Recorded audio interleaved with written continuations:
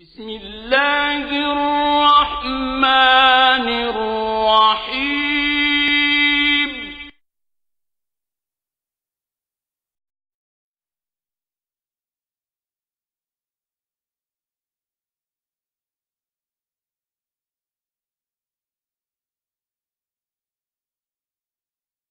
بسم الله الرحمن الرحيم إنه لقرآن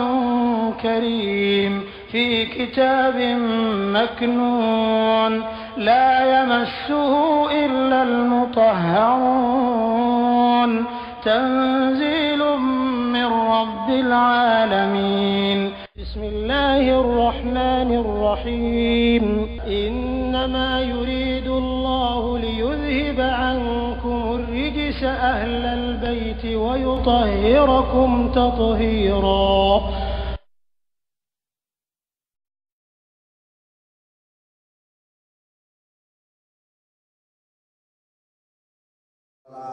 ani nasara ude wasabihin ani sabiina udo man mo amana loli man yana billahi ala jatima wal yawmil akhir bani la lolabama wa amila kabanga baraka salihan wal imana falahum sabati garo barany mankela odi man yajom ye ajum o kasara bambala inda rabbihim oti ala utala jati yoro wala khawfun to be do ko sranya o makekefe ye alayhim wa alayhim mawka wala hum ulum mo make ya zamuna fudimo o kabara ko kene ko fara kan foro be mawka amin kenyala kuma geren do be ni yoro ni naya ko mo shikala barakeni to koy aya ma wala wara da jina ma wara da gelen ba tabiyatul akhlaqi la jula jugo aya yere dano ko to kana baraka nayi ala ma ko be mina adaba den fe wode ke woni ala ma ko te to wala de na e die be die o ki were ku woni yu ito ka ke woni yu ala yere bi were fana ko woni yu me ni ma woni baraka bi shori jandama kemanjela wallahi aya no ri da to ko to wate ma ko nyale ala fe de ke wori aya me qur'an ko na bo dima age ka woni ni ko ala ma ko te to wala ala yere ala bi werete no to ko nyam ba yimbe il travaille pas avec ça il m'a fait sur an amu ko aya bi sigina had nabi mo aya fi shuka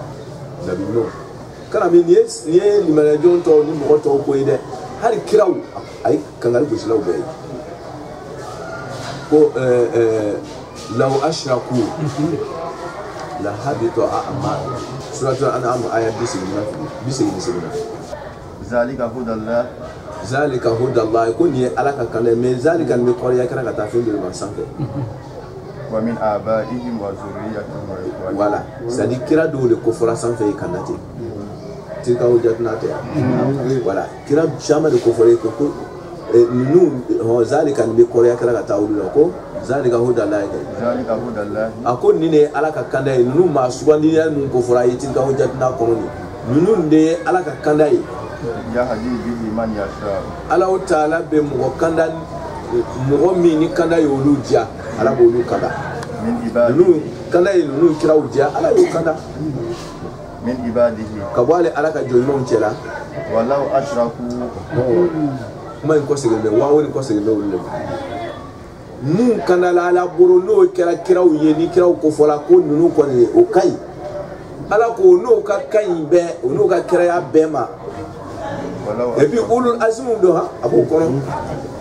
wono ta joyro babbe law ashraku no tum ka flanka fu yake c'est-à-dire ka ko bale ne to wala ko rusul ko rasul ko nabi igatere ne ka bala ko bane law ashraku wono ka kira no ye flanka fu yake la habita anhum ko bunu tum ke ka bo o ma wono ka kira bema ma kenu ya'malu ma fewo fe ala be boka suno ga kasino ga wuji bera ala ba buru ba be koro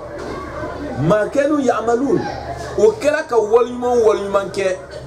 o ka kira ya kono na ala tun ni ba bera tu o tuma ko togo parce que kira o ko so je fais ce que je veux ake ku kira na mi ko ke mi ki ja ake nkira waliye nkira limamiye ko kan wele ko sheku ka dona bora ni yere contrôler ala be bayila sisa ala mako de tola ini ka to ala bi blaka be o aya le bambure teriya bondala mata nanga wala dai innal ladina aya ko raside ala ko ikado mo mi amanu no lu bengena ako ala yere ko wele ko amanu innal ladina amanu ko ikadala ka fako mamu lu bengena o ko ni limani mo isa wal ladina hadu anim mo kandala no yahudiya wi wana sora mun ko lu ala ka dina de bo ay ko na sora o yara fa wasobi ina ani sobi ina bo do ko tasman batolo lo mais mi ka gri alu betu ka tafsirula wode ye lulu batola wi parce que imam rido yo de fo ka shaya alu betu mana o ka ko majusu tasman batolo wi aya fo geka ko majusu te dole ya nyiri ka ko so bi na nyo ko majusu te sa ta so batula ko yahudiya te ko nasara te ko islamu yere fana te ko lulu batula o tuma na ya ta imam ka maka matale ya fasa nyamma no ba yere ko lulu batula o fasal kala do fana na nai ko mu be do fala do ko mo mu bola yahudiya tela gudu do yo bo yahudiya la yahudiya do yo sa ka bo achema do yo sama ka wona soro agugu chema olu gugu fla yenyon soro ko yere wele ko lu de ka chien soro ko jaw ka dérapage o ka strabla na soro ka strabla utma mun bora olu gugu fla sa ko sisa ko lu ka chien soro ko sobi ino ko de chenti bu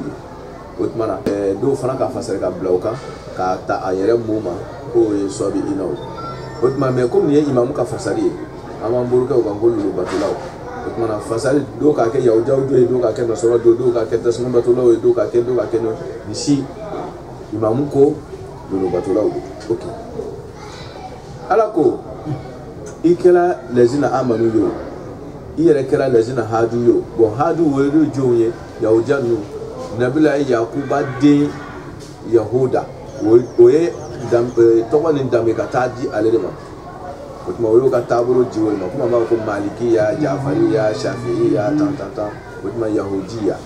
kuma nabi yakuba denje yahuda o do yo ya bo ko lutu mo le ka tasra ko ka falsifier ka ke o yera nyina tai ka to do la lai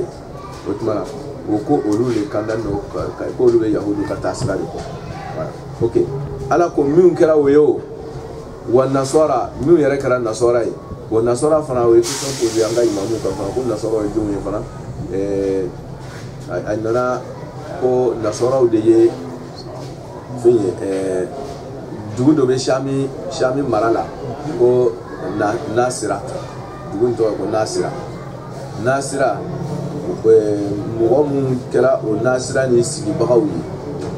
ko olu le wela ko nasara wala nasira dugu sigi bagawi olu la ko nasara do la ko na ko mu korona ko man ansari ila Allah ko qara al hawali nahnu ansarullah utmana ko olu le kera nasara bon we na tuka don ko me hadisa tai ka walu betu yo ko ato da mira ka do ma don ba tara ka bo korona yare ko yare to la ko ala ka jina de ko so ko to la ko nasara mana sunyara utmana olu ye nabila isa mun ba fo ko lu ka tasra kan olu nasoro okay wasabi ina kuma yo ta foto na ala ko ni groupe fo la de lazina amanu salamu ala be salamu wore ko amanu o yam fona ta toy wallazina hadu ka yahuda wo ko hadu yahudi kan nasara wore nasara chrétien sobi ina mun be fen wara batola ça veut dire batola en général o fana ta sibali be yero do dai ko sobi ina ko do batola global ma tasuma wa duna bi yara jira o fen wara batola bana voilà okay otmana fen wara batola otmana obe nunu ala ko ni togo de hani bi tola ko chetigi ala ko o shite makunye ale ala fe man mogomi no ale ala be so otama woni moyi man ako mogomi amana no limaniana billahi ala ma chere no te ye muminiye joni ma ali kira ko amanu mu'minuna kasro iman limaniya ala ma yere ma ko to ala tala zero ala ko man mu'min amana no limaniya billahi ala ma hakikatan kana ke limaniya te dronye kaso ala ma yere jati wal yawmil akhir ni kalimaniya saka kunuma itoko kala sugu ye ala be bara le ko sisa toko te tuguni ni sona ala ye ka son saka kunuma kubina mneka ke walima we dusukuna tawye wa amila ka banka pratique ke sisa kene ka no limaniya ni ka bara ke salihan walima bara yima ala ko mimbe konta le fa wuri doni kala ko sababu kama kwa ala masonga foko man amana minhum ima ma domini ko c'est parce que ismu mawsul be besoin be domino aidula voilà domino aidu kan ka conseiller ismu mawsul be ma arabu kana mais ala ma conseiller ka ira ko c'est zéro c'est dire au ti ala fait les gens amanu ti ya hadu ti nasara ti sobi ila ti ko ça m'a donné quoi c'est comme il n'existe plus ama foko man amana minhum comme moi min limaniana nous ko fota nous tiela ko be do aljina ko la parce que awere c'est zéro parce que to le ba fo barata fo akadam na kura de ko man kaso donné le kan ko c'est mo de ma donné ko c'est man akum mo le amana no limaniana billahi ala ma wal yawmil akhir kabara kalima la rajon wa kabara make falahum ajruhum ko sarabu ulude ye no telezina amanu hadu tantantan ko to te funya ale ala fe ani to kala fe ni kan bara nke do ibe do arjina ko ni don to ka ke nunu ko fota sanfeta ni kata soro ima amana billahi hakika ke ima wali kalima la rajo ka bara mo ke do zero otmana kala suriye ni aya me fe min kerela ko mo shika ni lon tola ni ta baraka to ko te mako nyala fe ni to wala ko nabi ni te nabi ma baraka la mako tala han ni tumba kala ni na ko fe kana puti ke dronka to ko mto ko so la sisa ka to ka do re ke duma dron to ni so la ka bo baby loni woni yayi sisa ka pro to ka wa duma ni ko re ke do aima ete to ni ko ala bi bayila wayo kan ale busikira wayo kunna bola le ala pokoro do ale ala ba pokoro c'est ni ga kira da bi plakabi ikatu ikake wali nyuma ka bana to ko tala fe to ko kara to ko susu tala fe ke wali bi ko tala fe ala kan ke bara man ke falahum ajruhum inda rabbihim ko sarabu duye o ti ala tala fe sai to kan ni misa to ka ke ko wa iz kufalika muwayyit manamina akhazna li ala ta'ala yimralika misaqakum aw qalla yubala wa rafa'na ali alay quratarika fawqakum aw safa bani israka wala tuzu ko bi mawa ko yara ladinai ali alay la yu tawburu ko ga baraka en tawrata kuma kai ko ga baraka en nabi Musa kala din kai wo bana kwa kirene betala la yu kanta ko luti okay mo biuru la sugani la chela kata la yuru tayoro la kaka yere nyala o sera e warafana foka kuma turu ala e turu korota o sanfe o turu e jabal le kuru parce que surangora la aba to ko jabal wana takna foka kuma turu e jabal ay jabal wo yo warafana foka kuma turu ala e turu korota no e turu kuru bai o sanfe kuru korota le o kun sabe ala ko tuju ma ko khuzu kwa imla ni ke ma fe na atina ko ale ala ka mi duma wala akazna mi saka ko la yu kam mi fola na bana kwa ta mna ko fo akakete kedini ko ay retara adiyo la fola ako falu ka anya la yere jatlika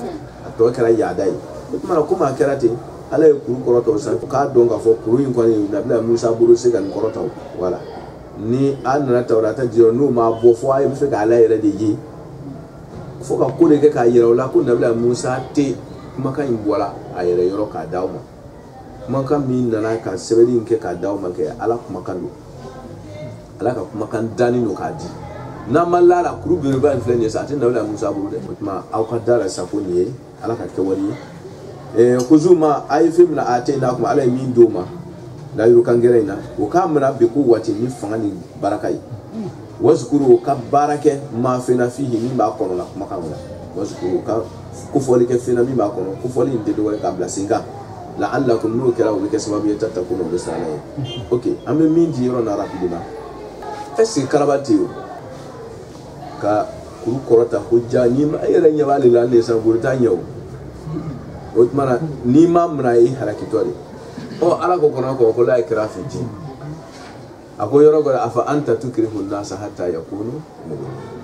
da a fɔ anta tukrihu an-nas kira e maaw karaba wa ayi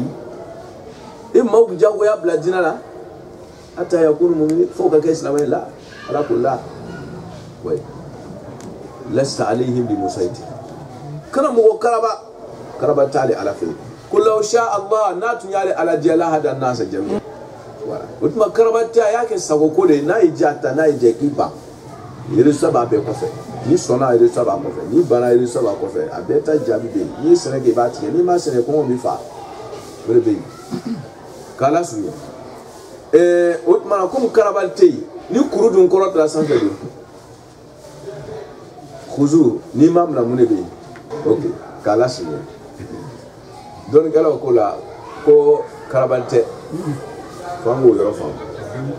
kuru ma kɔrɔta o sanfɛ k'o jagoya karaba k'o bila Ala ka baara ta n'o tɛ limaniya sira bɛ tigɛ ni karaba nana dɔrɔn limaniya kun a dabɔra bagabagali de kama i b'a ye mujizatu fɛn o fɛn bɛ tɛmɛ kiraw bolo a y'o yɔrɔ ni différence di ça c'est un cas général mujizatu fɛn o fɛn bɛ kɛ kiraw bolo Nabila Musa ka mujizatu dɔ de tɛ kuru ka kɔrɔtali mujizatu fɛn o fɛn bɛ kɛ kiraw bolo a si tɛ karabali ye a bɛɛ ye k'i baba k'a lɔn k'a fɔ ko nin ko in c'est à dire karis tɛ ni Ala tɛ mɔgɔ tɛ se ka nin kɛ k'i baba k'a dɔn k'a fɔ ko kotigi de ka nin ko nin kɛ n'o tɛ karaba tɛ n'a ye jɛ i b'a ta n'a ye jɛ i bɛ ban o la k'a lasurunya bagabagali yɔrɔ an ye bagabagali faamu ani karabali fo k'o fila bɔ ɲɔgɔn na n'o tɛ dɔrɔn n'i y'a bɔ bagabagali bonda la dɔrɔn a bɛ taa karabali bonda de la karabali dun tɛ jinɛ kɔnɔ i bɛ mɔgɔ bagabaga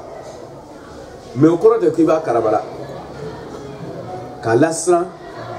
a k'a dɔn ko nin a man di i b'a fɛ ka don da min fɛ a man di mais ni bagabagali ma ɲɛ i b'a to yen ni bagabagali ma ɲɛ i b'a to yen o tɛ karabali ye c'est différent o tuma na kiraw ka mujizatu bɛɛ nana o sens de kan sa bila bere bila kɛra ten nin kɛra kuru kɔrɔta la nin bɛɛ bagabagali bondaw don an k'a dɔn k'a fɔ ni Ala tɛ mɔgɔ tɛ se ka nin ko modèle nin kɛ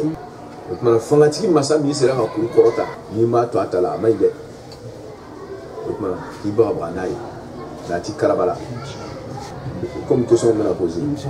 waradaw kan kɔfɛ a tɔ bɛna wolo bi ko waati wazkuru ma fihi la'allakum tattaquna Ala k'an kɛ Ala ye sira